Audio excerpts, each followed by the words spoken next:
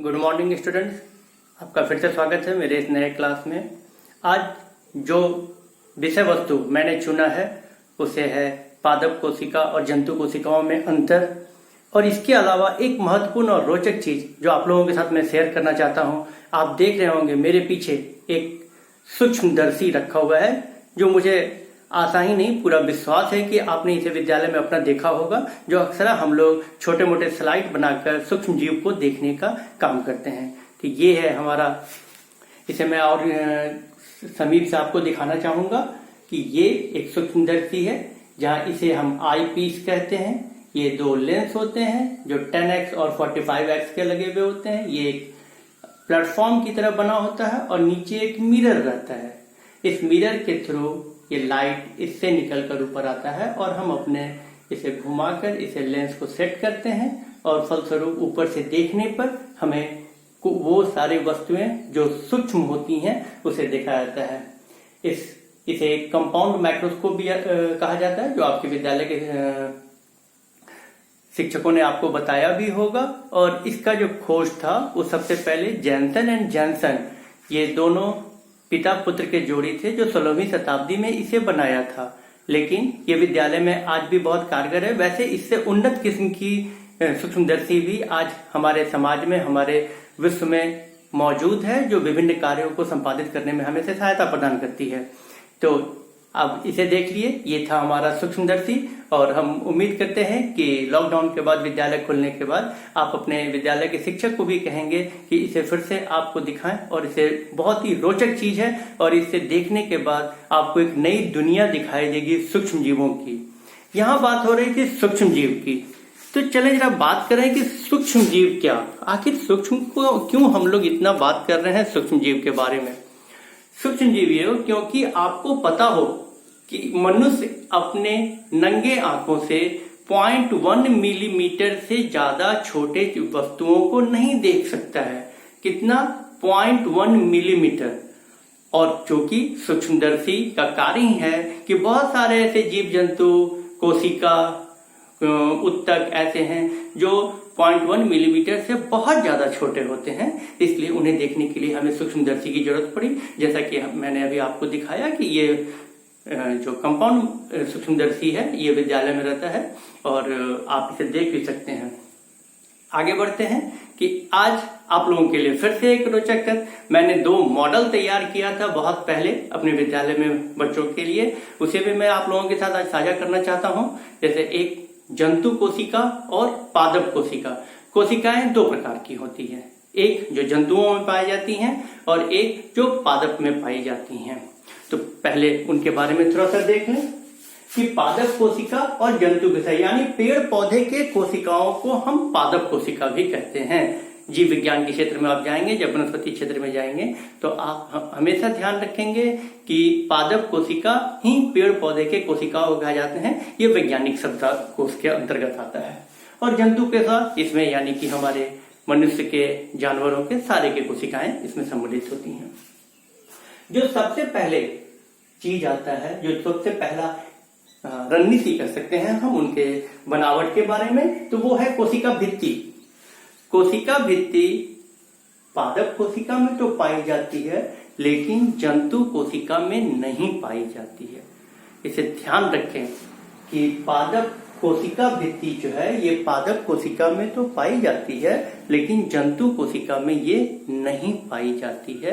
क्या कारण है आगे बताते हैं, इसके पहले देख लें। फिर आती है कोशिका झिल्ली। कोशिका झिल्ली पादप कोशिका एवं जंतु कोशिका दोनों में पाई जाती है, इसमें कोई भेदभाव नहीं है, दोनों में मौजूद रहता है। तीसरे नंबर पाते हैं हमारे केंद्रक। जैसा कि पिछले क्लास में मैंने आपको बताया था कि केंद्रक केंद्र में, किसी भी कोशिका के केंद्र में पाया जाने वाला एक कोशिकांग है, और ये कोशिका का दिमाग के नाम से भी इसे कहा जाता है, फेमस है। लेकिन पादप कोशिका में जहां इसका आकार छोटा होता है, जंतु कोशिका में तुलनात्मक तरह से अगर आप देखें तो इसकी आकार या साइज बड़ा होता है। अब आई हमारी केंद्रक झिल्ली। केंद्रक झिल्ली यानी केंद्रक के चारों ओर मौजूद एक झिल्ली नुमा रचना है, जो पादप में और जंतु दोनों में पाई जाती है। अब आते हैं हरित लवक। हरित लवक यानी क्लोरोप्लास्ट। क्लोरोप्लास्ट यानी जो पेड़ पौधा को रंग देता है, हरा रंग जो हमारे समाज में हमारे चारों तरफ मौजूद है वो हरित लवक के कारण है। और जैसा कि नाम नहीं है कि ये पेड़ पौधे को हरा रंग देता है, जंतुओं को नहीं कुछ है, तो ये पेड़ पौधों में तो पाया जाता है लेकिन जंतु कोशिका में ये नहीं पाया जाता है। और अंत में आती है रिक्तिकाएं। रिक्तिकाएं वैसे इंग्लिश में इसे वैक्यूल भी कहा जाता है। वैक्यूल का साइज अभी आपको मैं अपने मॉडल से मैं दिखाऊंगा कि कैसे ये अंतर आ जाता है। वैक्यूल या रिक्तिकाएं जो हैं ये पादप कोशिकाओं में बड़ा साइज का होता है और ज्यादातर क्षेत्र जो होते हैं कोशिका के ये इनके द्वारा घेरा गया हुआ रहता है। और जो जंतु कोशिका है इसमें भी होती हैं लेकिन ये छोटे आकार की होती है। अब जैसा कि मैंने पहले कहा था कि कोशिका भित्ति और पादप कोशिका में तो होती है लेकिन जंतु कोशिका में नहीं होती है। क्यों? तो आप हमेशा देखते हैं कि पौधों में गमन करने की शक्ति नहीं होती है।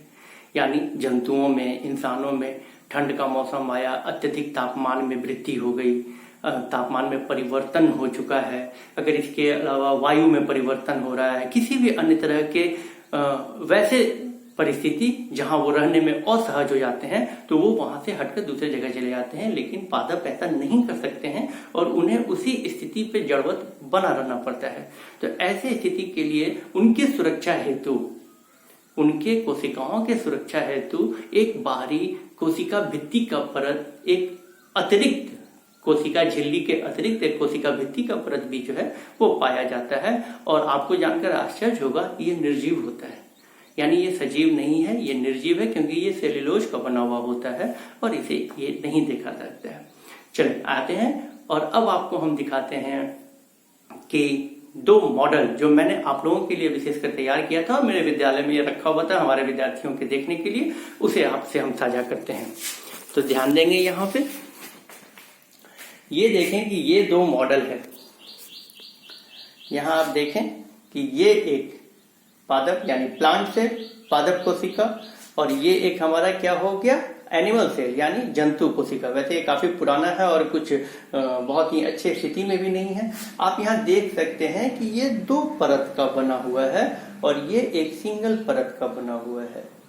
ये कोशिका हमारा पहला जो परत है, बाहरी परत है, उसे हम क्या कहते हैं? उसे कहते हैं कोशिका भित्ति। और अंदर वाला जो है उसे हम क्या कहते हैं? कोशिका झिल्ली। यानी इसमें दो परत होते हैं। एक ये देखिए रिक्तिका बहुत बड़े साइज का होता है, जो न्यूक्लियस यानी केंद्रक जो है छोटा हो जाएगा। वैसे इसका केंद्रक तो आप देखें कि उखड़ गया है, ये इसके तुलना में काफी छोटा होता है। और इसके अलावा आप देखें कि ये जो सांपनुमा रचना है, इसे अंतर्द्रव्य जलिका, इसे माइटोकॉन्ड्रिया, इसे गोल्जी बॉडी, अलग अलग नामों से जो आप ऊपर की कक्षाओं में पढ़ेंगे इसे आप देख सकते हैं। लेकिन यहाँ आप साफ सुथरा बिल्कुल देख सकते हैं कि इसमें एक बाहरी झिल्ली सिर्फ होती है, लेकिन इसमें झिल्ली और भित्ति दोनों होती है। एक सामान्य जानकारी है, इसके ज्यादा बाकी जितने भी कोशिकांग हैं इनके बारे में आपको ऊपर की कक्षाओं में पढ़ाया जाएगा। तो ये है आज तक का ये। और अब आपको वापस लिए चलते हैं अपने क्लास में हम।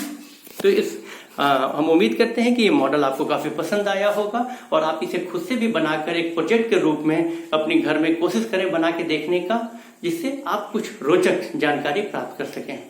तो कुल मिलाकर आज जो हमारा ये पहला अध्याय, क्लास 8 के पहला अध्याय कोशिका के विषय में था, वो हमारा समाप्त होता है। और हम लोगों ने इसमें क्या क्या अध्ययन किया, कोशिका किसने बनाया, कब बनाया, कैसे बनाया, माफ कीजिएगा, कैसे खोज की, किसने खोज की। इसके बाद आती हैं हमारे पादप कोशिका जंतु कोशिकाओं में अंतर, कोशिकांग, इन सारी चीजों पे हम लोगों ने देखा। हम लोगों ने क्या क्या केंद्रक का क्या कार्य था, हमारे क्रोमोसोम का क्या काम था, हमारे न्यूक्लियस जो केंद्रक हो गया, इसके अलावा हमारी कोशिका झिल्ली और भित्ति में क्या कारण था। आज हम लोगों ने, और इस अध्याय के अतिरिक्त आज हम लोगों ने एक और मजेदार क्या चीज देखा, तो हम लोगों ने सूक्ष्मदर्शी का दर्शन किया। माफ कीजिएगा, ये सूक्ष्मदर्शी का दर्शन किया। सूक्ष्मदर्शी को आज हम लोगों ने देखा। और क्यों सूक्ष्मदर्शी इसे कहा जाता है? क्योंकि मानव अपने नंगे आंखों से, यानी किसी भी अतिरिक्त उपकरण के सहायता के बिना जो सबसे छोटा साइज देख सकता है, छोटी वस्तु देख सकती है, वो 0.1 मिलीमीटर का होता है। और हमारी जो सूक्ष्मदर्शी हैं, ये सबसे छोटी, उनसे भी छोटे आकार की चीजों को दिखाने में हमेशा सहायता प्रदान करती है।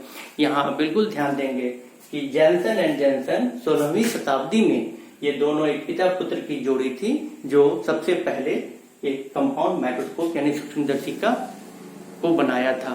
लेकिन यहाँ वैज्ञानिकों में बहुत अलग अलग किताबों में आप अलग अलग चीजों को भी देखेंगे, पाएंगे भी कि कंपाउंड माइक्रोस्कोप जो सूक्ष्मदर्शी था वो गैलीलियो द्वारा बनाया गया था। तो किसी और भी के बारे में कभी आप देखेंगे कि रॉबर्ट हुक के द्वारा बनाया गया था।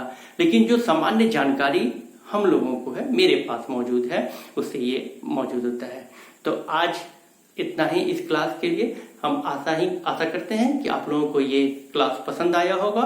ये अध्याय समाप्त होने के बाद आप हमेशा अपने पुस्तक के अंत में दिए गए इन्हें भी जानें, उसे जरूर एक बार देख लिया करें, क्योंकि वो पूरे अध्याय का अंत में एक जिस्ट की तरह, एक निचोड़ की तरह दिया हुआ होता है, जिसमें सारी सूचनाएं एक जगह, महत्वपूर्ण सूचनाओं को एकत्रित करके दिया जाता है। और इसके बाद आप अभ्यास के प्रश्नों को कोशिश करेंगे।